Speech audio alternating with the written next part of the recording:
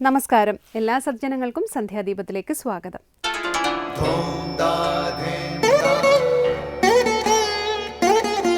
ശുഭം ഭവതു കല്യാണമായുസാരോഗ്യവർദ്ധനം സർവദുഃഖ വിനാശായ സന്ധ്യാദീപം നമോസ്തുതേ.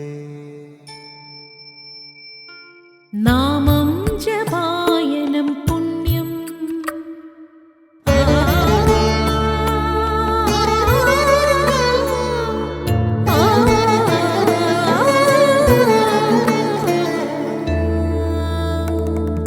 നാമം ജപായനം പുണ്യം നിരുപമദീപാങ്കുരം പോലെ സ്വരശ്രുതിലയവരമതുലം ദീവാങ്കണം മോക്ഷ സംഗീതസാരം നീളും വഴിത്താരയിൽ ജീവതാരം മന്ത്രാലാപം മായാവിൻ നിൻ പ്രസാദം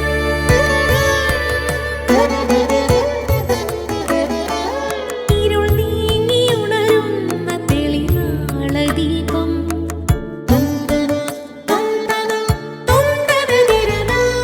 ഇരുൾ നീങ്ങിയുണരുന്ന തെളിനാളദീപം പ്രണവാമൃതം ചൊരിയുന്ന ദീപം ദീപം ദീപം ദീപം ദീപം സന്ധ്യാദീപം.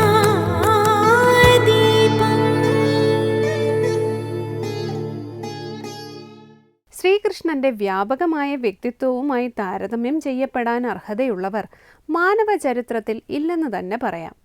കാരണം സർവതോന്മുഖമായ വ്യക്തിത്വമാണ് ശ്രീകൃഷ്ണൻ കാഴ്ചവെച്ചത്. വൃന്ദാവനത്തിലെ ശ്രീകൃഷ്ണൻ ആനന്ദത്തിൻ്റെയും സൗന്ദര്യത്തിൻ്റെയും മൂർത്തിമത് ഭാവമാണ്. അത് അനേകം സഹസ്രാബ്ദങ്ങളായി ഭാരതീയ സംസ്കൃതിയെയും സമൂഹത്തെയും സ്വാധീനിച്ചുകൊണ്ടിരിക്കുന്നു.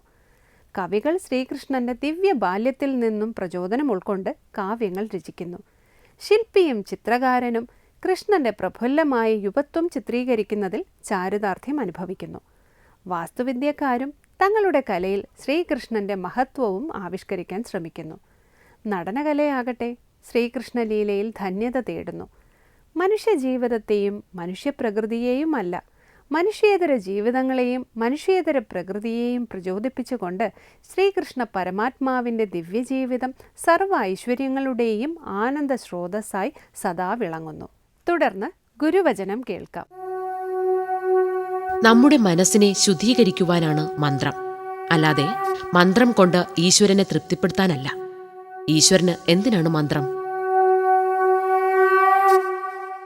തുടർന്ന് ശ്രീ കാവാലം ശ്രീകുമാർ ശിവാനന്ദലഹരി ആലപിക്കുന്നത് കേൾക്കാം.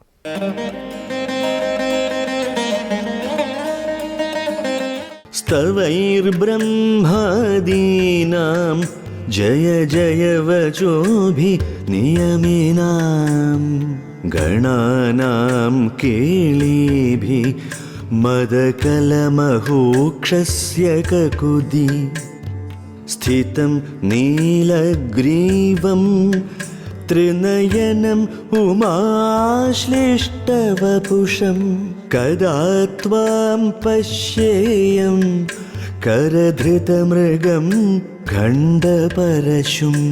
സന്ധ്യാദീപം.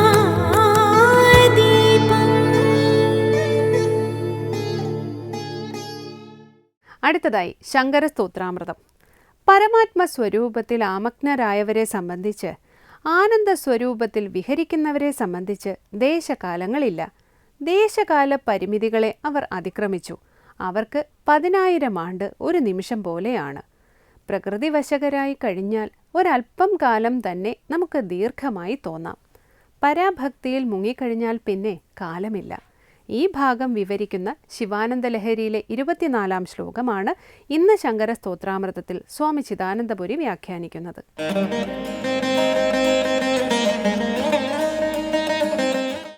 ശിവാനന്ദലഹരിയിൽ 24-ാമത്തെ ശ്ലോകമാണ് നമ്മൾ ശ്രദ്ധിക്കുന്നത്. അവിടെ ഒരു പ്രശ്നമുന്നയിച്ചുകൊണ്ട് പരാഭക്തൻ്റെ ഭാവത്തെ എടുത്തു കാണിക്കുക ചെയ്യുന്നത്.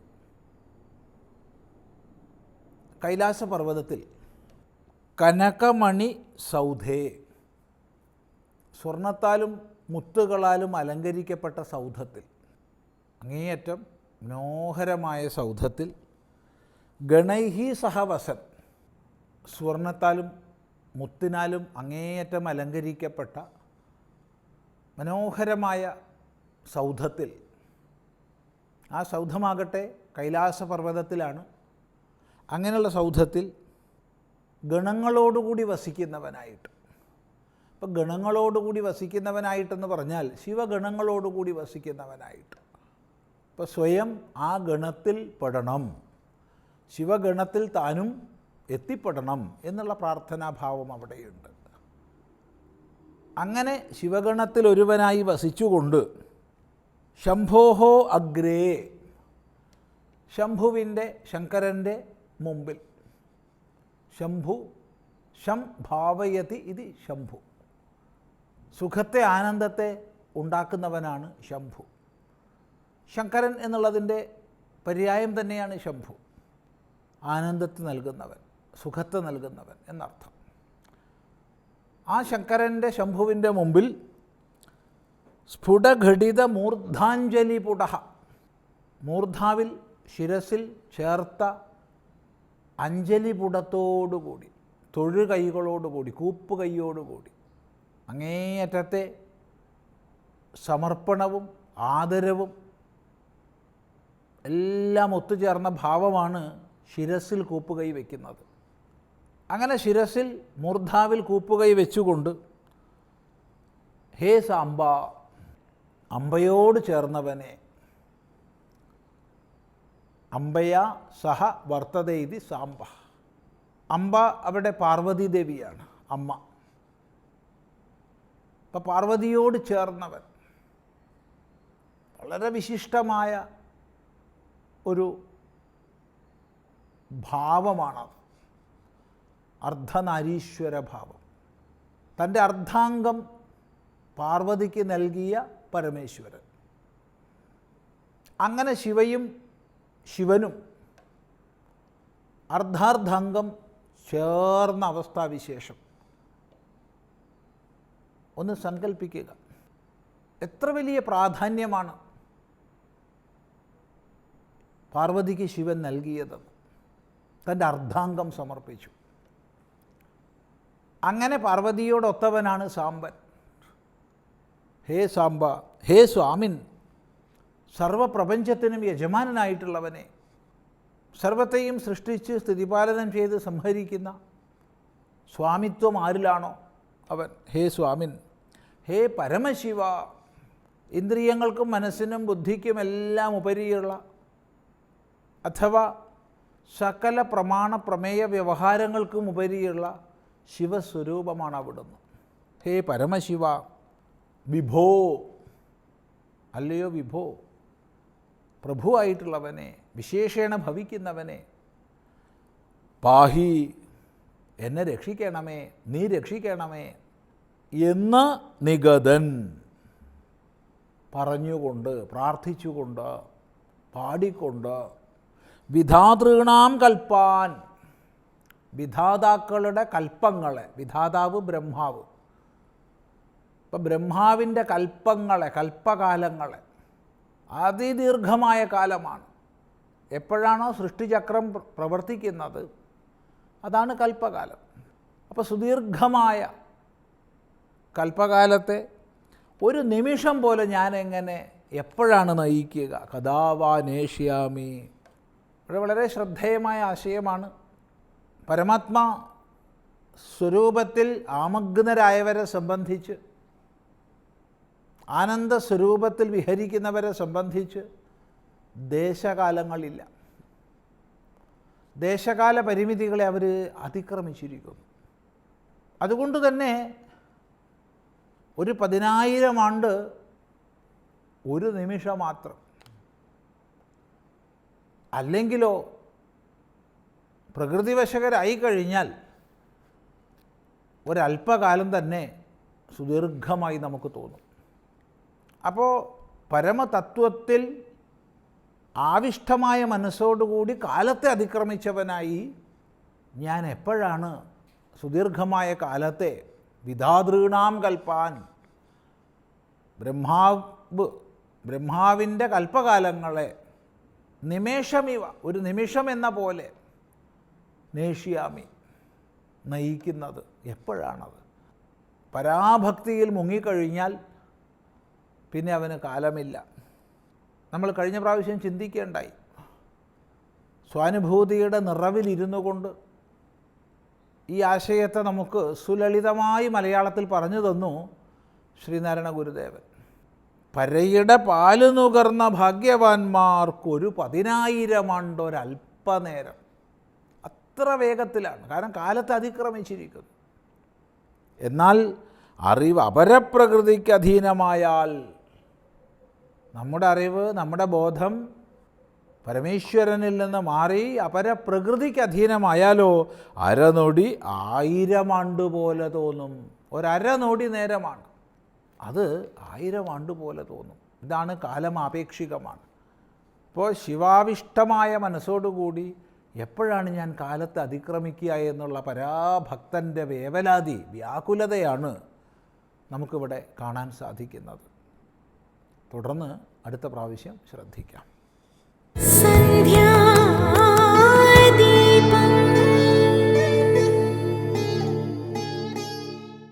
അടുത്തതായി ക്ഷേത്രങ്ങൾ സാധനാകേന്ദ്രങ്ങൾ എന്ന സെഗ്മെന്റിലേക്ക്.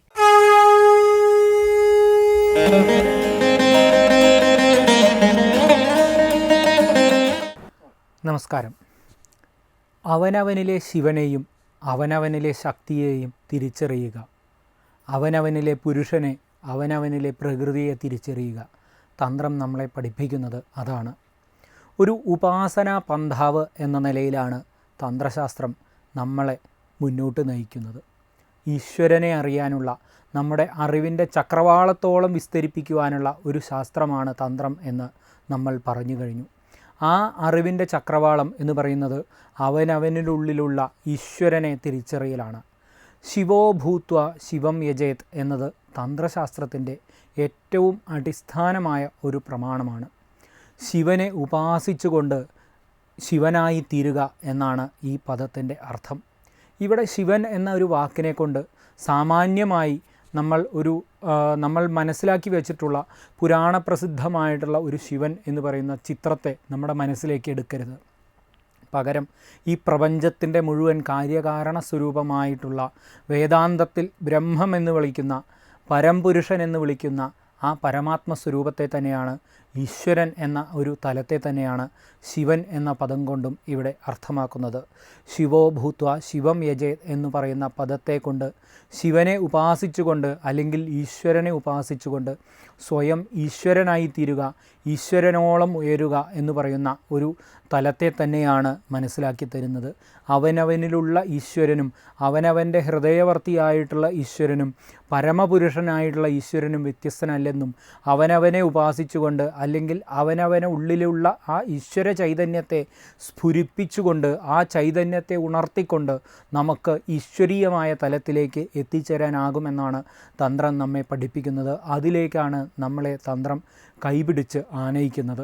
ഉപാസനാ പന്ഥാവിലൂടെ നമ്മളെ സ്വയം ഈശ്വരനാക്കി ഉയർത്തുക എന്നുള്ളത് തന്നെയാണ് അത് അവിടെ ചെയ്യുന്നത്. അതുതന്നെയാണ് ശിവോഹം എന്ന ഒരു പരമമായ പദത്തിൻ്റെയും അർത്ഥം. ശിവോ ഭൂത്വ ശിവം യജേത് എന്നത് തന്ത്രത്തിൻ്റെ അടിസ്ഥാന പ്രമാണമാകുന്നതും അതുകൊണ്ട് തന്നെയാണ്. നമ്മളെ ശിവത്വത്തിലേക്ക്, ശിവം എന്ന് പറയുന്നൊരു വാക്കിൻ്റെ അർത്ഥം മംഗളം അല്ലെങ്കിൽ കല്യാണമായിട്ടുള്ള, അല്ലെങ്കിൽ ഏറ്റവും ശുഭമായത് എന്നാണ് അർത്ഥം. ആ ശുഭമായ തലത്തിലേക്ക് നമ്മളുടെ മനസ്സിനെ, നമ്മളുടെ ശരീരത്തെ, നമ്മുടെ അവസ്ഥകളെ എത്തിക്കുകയാണ് ചെയ്യുന്നത്. അന്തർമുഖ സമാരാധ്യ എന്നുള്ളത് ലളിതാ സഹസ്രനാമത്തിലെ വളരെ പ്രശസ്തമായിട്ടുള്ള ഒരു വരിയാണ്. അന്തർമുഖമായിട്ട് നമ്മുടെ ഉള്ളിലുള്ള ഈശ്വരനെ നമ്മൾ ഉപാസിക്കുക. ആ ഈശ്വരനിലാണ് ആ ഈശ്വരൻ തന്നെയാണ് നമ്മുടെ ഹൃദയവർത്തിയായ അന്തരവർത്തിയായിട്ടുള്ള ആ ഈശ്വരൻ തന്നെയാണ് നമ്മളുടെ അടിസ്ഥാന ചൈതന്യമെന്നും ആ ഈശ്വരൻ തന്നെയാണ് ഈ കാര്യകാരണ സ്വരൂപനായി ഈ പ്രപഞ്ചമൊട്ടാകെ നിറഞ്ഞു നിൽക്കുന്നത് എന്നും തന്ത്രശാസ്ത്രം നമ്മെ പഠിപ്പിക്കുന്നു. ഈ ഒരു തന്ത്രശാസ്ത്രം പഠിപ്പിക്കുന്ന ഈ ഒരു മാർഗത്തിലേക്ക് നമ്മളെ കൈപിടിച്ചുയർത്തുന്ന, അല്ലെങ്കിൽ സാധാരണക്കാരനായിട്ടുള്ള ഒരാളെ ഉയർത്തുന്ന സാധനാ കേന്ദ്രമാണ് ക്ഷേത്രം എന്ന് പറയുന്നത്. ആ ക്ഷേത്രം എന്ന് പറയുന്ന സങ്കേതത്തെ എങ്ങനെ ഒരു സാധനാ കേന്ദ്രമാക്കി ഉയർത്തിക്കൊണ്ടുവരുന്നു, അല്ലെങ്കിൽ അവനവനുള്ള ആത്മാന്വേഷണത്തിൻ്റെ പാതയാക്കി ആ ക്ഷേത്രം എന്ന് പറയുന്ന ഒരു സങ്കേതം അവനവനെ എങ്ങനെ എത്തിക്കുന്നു എന്നുള്ള വിഷയമാണ് നമ്മൾ ഇനി തുടർന്ന് അങ്ങോട്ട് വളരെ വിശദമായി ചർച്ച ചെയ്യുന്നത്. അടുത്തതായി ദീപാരാധനയാണ്. ക്ഷേത്ര സന്നിധിയിലെത്തി മംഗളാരതി തൊഴുത് ഇന്നത്തേക്ക് മടങ്ങാം. എല്ലാവർക്കും നമസ്കാരം.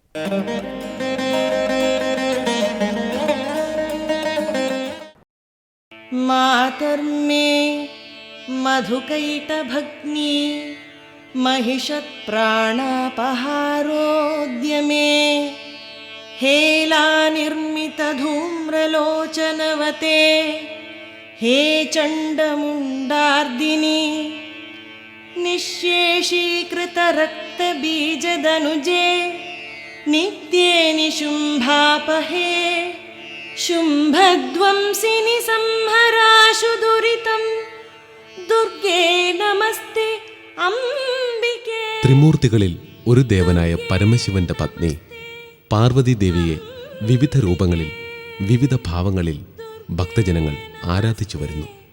ഉമ, കാർത്യായനി, ഗൗരി, കാളി, ഹൈമവതി, ഈശ്വരി, ശിവ, ഭവാനി, രുദ്രാണി, ശർവാണി, സർവമംഗല, അപർണ, പാർവതി, ദുർഗ, മൃഡാനി, ചന്ദ്രിക, അംബിക, ആര്യ, ദാക്ഷായണി, ഗിരിജ, മേനാത്മജ, ചാമുണ്ട, കർണമൗഢി എന്നീ നാമങ്ങളിൽ പാർവതീദേവി അറിയപ്പെടുന്നു.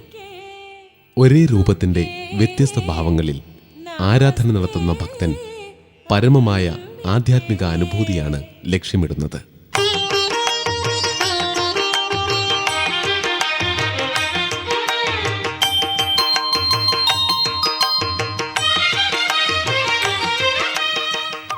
പാർവതീദേവിയുടെ ചാമുണ്ഡി ഭാവത്തിൻ്റെ പ്രത്യക്ഷ അനുഭൂതി ഭക്തന്റെ ഹൃദയത്തിൽ നിറവേറ്റപ്പെടുന്ന ദേവതാസ്ഥാനമാണ് കരിക്കകം ശ്രീ ചാമുണ്ഡി ക്ഷേത്രം. അസുരന്മാരായ ചണ്ടമുണ്ടന്മാരെ നിഗ്രഹിക്കുവാൻ വേണ്ടി കാർത്യായനി ദേവിയുടെ ജടയിൽ നിന്നും ഉത്ഭവിച്ച ദേവീഭാവമാണ് ചാമുണ്ഡി. ചാമുണ്ഡി ദേവിയുടെ ശരീരത്തിൽ നിന്നും 7 ദേവിമാർ അസുര നിഗ്രഹ സമയത്ത് അവതരിക്കുകയുണ്ടായി. ഇവർ സപ്തമാതാക്കൾ എന്നറിയപ്പെടുന്നു. ക്ഷേത്ര ശ്രീകോവിലിന് ചേർന്ന് പരിവാര പ്രതിഷ്ഠയിൽ നമുക്ക് ഈ സപ്തമാതാക്കളെ ദർശിക്കാവുന്നതാണ്. തിരുവനന്തപുരത്ത് കടകംപള്ളി വില്ലേജിൽ ചാക്കപ്പാലത്തിന് വടക്കുമാറി കരിക്കകത്ത് സ്ഥിതി ചെയ്യുന്ന അതിപുരാതനവും പ്രസിദ്ധിയാർജിച്ചതുമായ ക്ഷേത്രമാണ് കരിക്കകം ശ്രീ ചാമുണ്ഡി ക്ഷേത്രം.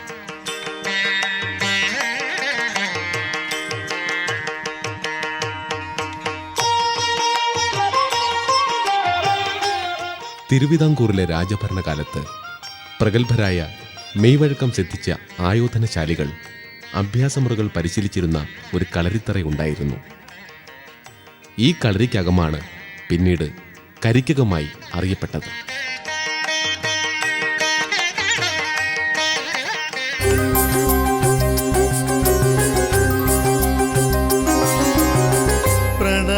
പ്രണവസ്വരൂപിണിയാം കരിക്കകത്തമ്മേ പ്രകാശപൂരിത പ്രത്യക്ഷദായിനി. പ്രണവസ്വരൂപിണിയാം കരിക്കകത്തമ്മേ പ്രകാശപൂരിത പ്രത്യക്ഷദായിനി. അവിടുത്തെ കാരുണ്യം നേടുവാനായമ്മേ പൂജയുമായി ഞാൻ നിൻ മുന്നിൽ കേഴുന്നു. അവിടുത്തെ കാരുണ്യം നേടുവാനായി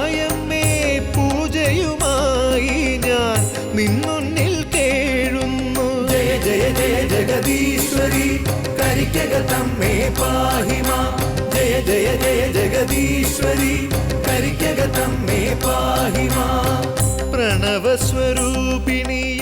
കരിക്കകം ദേവീക്ഷേത്രത്തിലെ ആരാധന രീതി പണ്ടുകാലത്ത് തികച്ചും വ്യത്യസ്തമായിരുന്നു.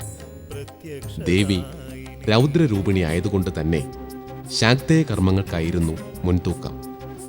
പിന്നീട് ക്ഷേത്രത്തിൽ പുനരുദ്ധാരണ കർമ്മങ്ങൾ നടക്കുകയും ആചാരക്രമങ്ങളിൽ മാറ്റം വരുത്തുകയുമാണ് ഉണ്ടായത്. പ്രധാന ദേവസ്ഥാനമായ ഇലങ്കത്തിന് പുറമെ രക്തചാമുണ്ഡി സ്ഥാനം, ബാലചാമുണ്ഡി സ്ഥാനം എന്നിവയും ഇവിടെ പ്രാധാന്യമർഹിക്കുന്നു. വലിയ ഇലങ്കത്തിന് തെക്കുഭാഗത്തായാണ് ഉഗ്രമൂർത്തി സങ്കല്പമായ രക്തചാമുണ്ഡിയുടെ തിരുനട. ഇവിടെ ബിംബാരാധനയില്ല എന്നതും പ്രത്യേകതയാണ്. അതുകൊണ്ട് തന്നെ ചുവർ ചിത്രത്തിലാണ് ദേവിയുടെ രൂപം ആലേഖനം ചെയ്തിരിക്കുന്നത്.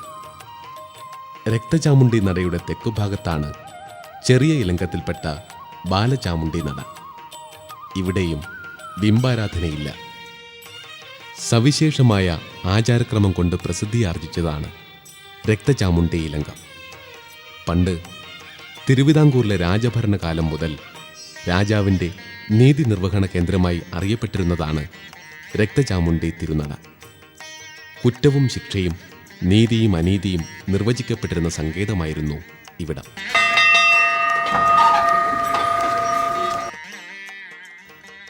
നട തുറക്കൽ എന്ന പേരിൽ അറിയപ്പെടുന്ന ചടങ്ങ് ഇപ്പോൾ എല്ലാ ദിവസങ്ങളിലും ക്ഷേത്രത്തിൽ നടന്നുവരുന്നു. കരിക്കകത്തെ വിശേഷപ്പെട്ട ചടങ്ങായി ഇതിനെ കണക്കാക്കുന്നു.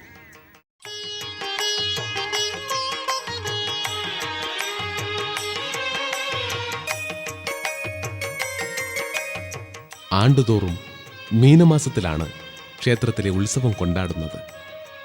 മീനമാസത്തിലെ മകം നാളിലാണ് ഭക്തജനങ്ങൾ കരിക്കകത്തമ്മയ്ക്ക് പൊങ്കാലയർപ്പിക്കുന്നത്. ആയിരക്കണക്കിന് ഭക്തജനങ്ങൾ കരിക്കകത്തമ്മയ്ക്ക് അന്നേ ദിവസം പൊങ്കാലയർപ്പിക്കുന്നു. പൊങ്കാലയർപ്പിക്കലാണ് ഉത്സവകാലത്തെ പ്രധാന ചടങ്ങ്. ഗുരുപൂജയോടുകൂടി ആരംഭിക്കുന്ന ഉത്സവം 7-ാം നാൾ നടത്തുന്ന പൊങ്കാലയോടുകൂടി അവസാനിക്കുന്നു. ഉപദേവതമാർ മതിൽക്കകത്ത് സ്ഥിതി ചെയ്യുന്നു. ഇതിൽ ആയിരവല്ലി ക്ഷേത്രവും നാഗരികാവും ക്ഷേത്രത്തിന് പുറത്ത് പ്രത്യേക മതിൽക്കെട്ടിനകത്താണ്.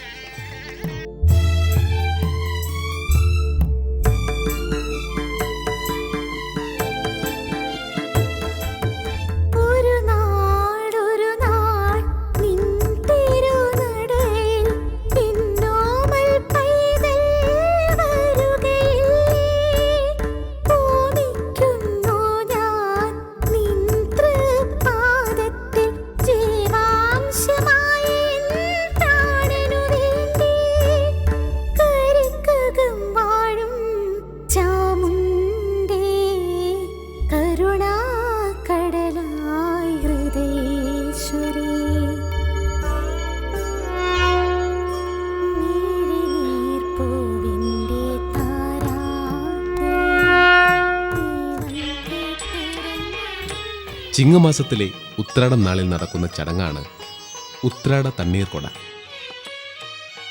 ദേവിയുടെ വിഗ്രഹപ്രതിഷ്ഠയ്ക്ക് മുമ്പ് തണ്ണീർക്കൊട എന്ന പേരിൽ ഭക്തജനങ്ങൾ ഈ ചടങ്ങ് നടത്തിയിരുന്നു. ഇന്ന് ഇത് ഉത്രാട തണ്ണീർക്കൊട, കാർത്തിക തണ്ണീർക്കൊട എന്നിങ്ങനെ വർഷത്തിൽ 2 തവണ നടത്തപ്പെടുന്നു.